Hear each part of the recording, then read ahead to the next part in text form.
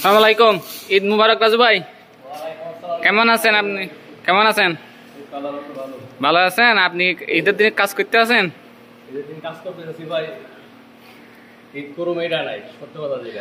দাঁড়ান ভাই, আমি আপনার লেগে খানা আনছি, খানাটা নেন। এটা গরুর মাংস আর আর চিংড়ি মাছ নেন, আর একটা হইলে পেপসি আপনার জন্য। হ্যাঁ, ঈদ উপলক্ষে। অসংখ্য ধন্যবাদ তোমারে। কাজ করতে যাচ্ছে। আচ্ছা, আমি তোমাদের সাথে দেখা করতে পারি নাই, কাজের চাপ। আর দ্বিতীয় কথা হইলো মানে ভাইটা একদম খালি আমার। আর কি করবেন ভাই, বিদেশের মাটির যখন আইসি তো কাজ করতেই হবে। আমাদের কোনো ঈদ নাই আমাদের খালি।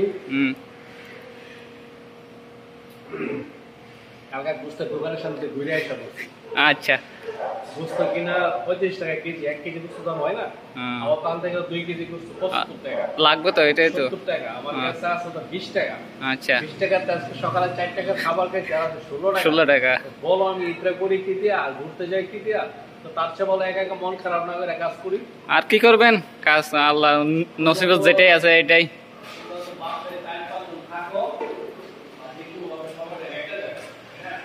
আচ্ছা, আমার তো ভাই একা একা সময় কাটে না, আরো নানান টেনশন জন্ম নেই।